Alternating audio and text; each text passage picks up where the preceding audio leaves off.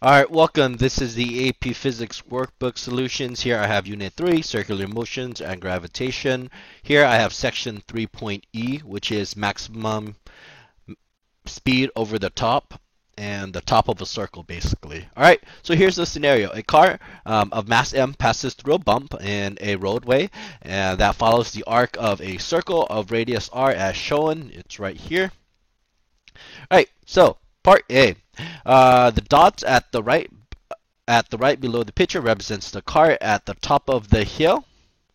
Okay. And draw a free body diagram showing and labeling the forces, not the components exerted on the car. Make sure you do the relative length of all vectors to reflect the relative magnitude of the force. Okay. So this is a very key part. Make sure that your relative lengths, like the lines of the vectors, reflect the magnitude. Okay.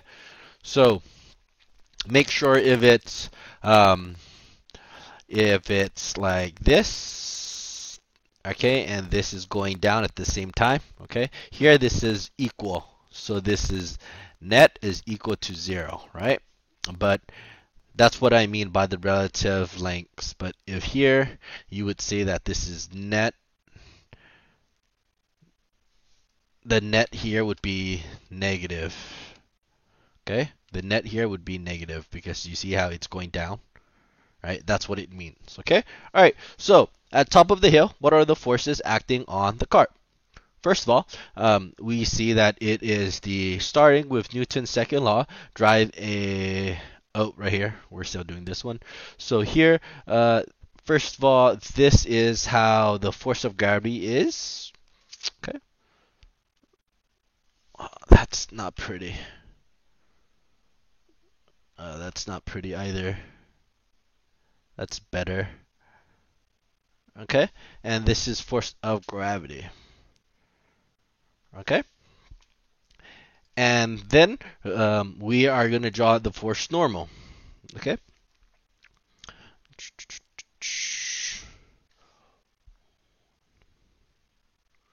one, two, three, four. Okay, and here we are going to one. So 1, 2, 3, 4, 5, 6.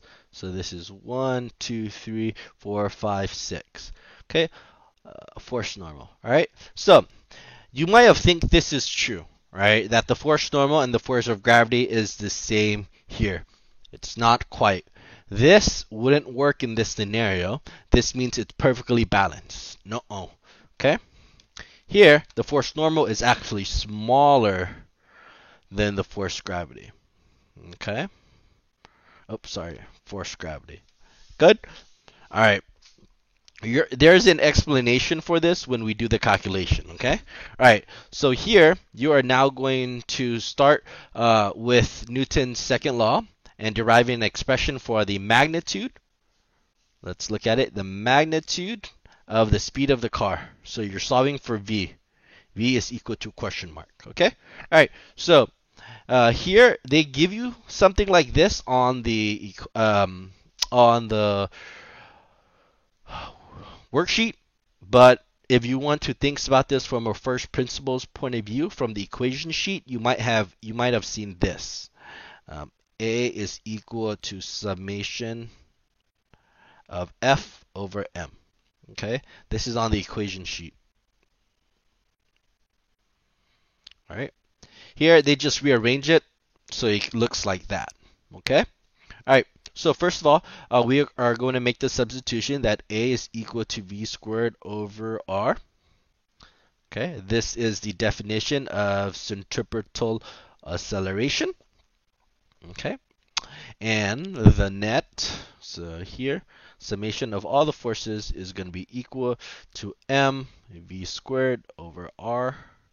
And the forces in this scenario that we are given, I'm going to make sure I label this. Whatever is going up and to the right is positive. Okay, so I'm going to make FG here, and I have Fn, and I'm going to FG negative. That would make it very ugly. You know what? Never mind. You know what? I'm going to make you know what? I'm going to say this. It's going to work so much easier, right? The sign is just going to make it easier. I'm going to treat this down. So I'm going to make force of gravity positive and Fn negative. You're going to see why. Okay?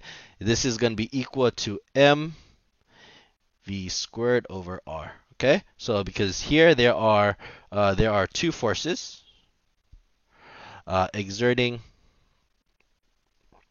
on the car on top of hill.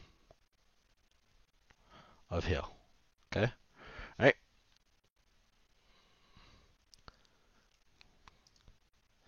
So here, this is mg. Fn goes to 0. And this is equals to mv squared over r. Okay? So here, you would say that max at the top with maximum speed Fn is equal to 0. So you have mg is equal to mv squared over r. Let me just bring this down a little bit so I could have more room. Right? Okay. Mass cancels out. So mg is equal to v squared over r. So this is when mass cancels out. Divide, multiply by r, so you get rg equals to v squared. I still need more room. You could do the whole algebra, but I don't want to skip steps. Square root both sides. That's how you get rid of the square. So you get square root rg is equal to v. Okay, and this is the mass cancels out here. Then you want to square root both sides. That's how you get rid of the square root. And this is after you simplify. Okay? Good? Now, the next part. Okay? So this is the deviation. The next part. In your deviation, you actually set Fn equals to 0. Why? Okay? So, why are you allowed to say Fn equals to 0? Okay? The reason why is because at the top here, okay, the only thing that is affecting the car in that sense is the force of gravity. Okay? All right. So it's not going to make sense. Let me use a different example to show it to you, okay? So let me bring you over here. All right. So this is a detailed solution for this problem. All right. So here's the same thing. All right. This is a roller coaster car moving in a circular hoop with radius r. What speed must the car have so that the car will make it over to the top? Okay, without any assistance from the track. So what is its speed? Must be so you could go through the circle. Okay, so the problem requires you to set up Newton's second law, which that's what we did, right? Newton's second law. Okay, that's what they did here. Right here, the solution here. They set up Newton's second law. Summation of the forces is equal to, they just wrote it in a different way. Ma is equal to the summation of all the forces. All right. Now, this is where the reason why you're allowed to do Fn, force normal, equals to 0. If right here, and I highlighted just for you, if the car just makes it over the top, the force normal must be 0 there, so that the only force left is the force of gravity. So at the top, the only thing affecting the force centripetal is your mg. Okay, like it says it right here. At the top of the loop, set n equals to 0. Why? The force of gravity acts towards the center, provides the centripetal acceleration. So we could use this definition, and again, you see how they solve the same thing? Okay, we could use this idea to justify why we did it here. Okay, so we can write it. All right, but now in the car scenario. Okay, all right, so at the top of the what is it, a curve, loop, what is it, at the top of the hill, okay, we could say that the set force normal equal to 0.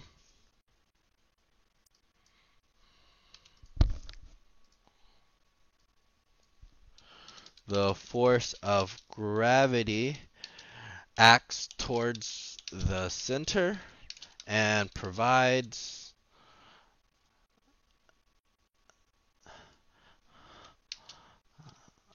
and is the only thing that provides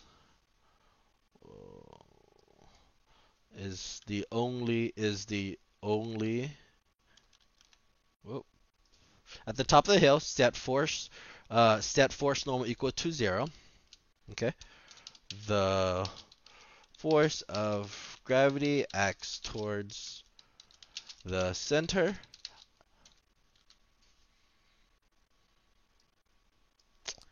and provides the centripetal acceleration. Okay, there you go. All right. So the speed of the car in this case only relies on the weight of the car, okay, or the force of gravity. All right, that's the reason why. That's it. That's the exact explanation. Okay, good. All right.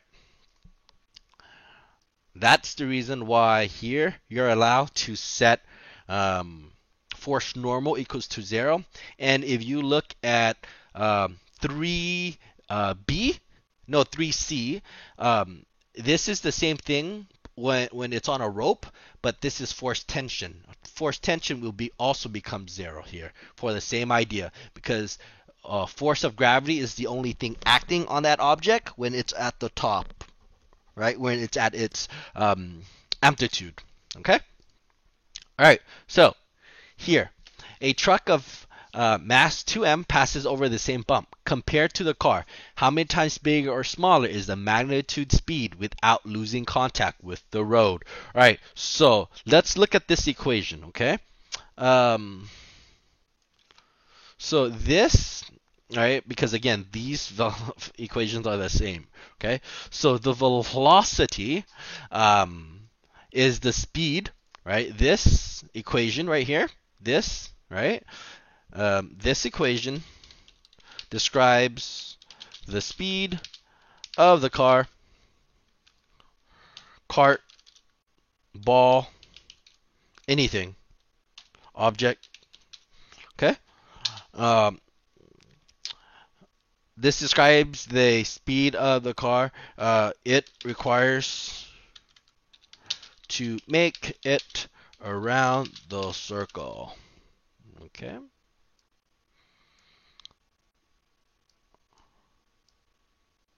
Good? Okay. The velocity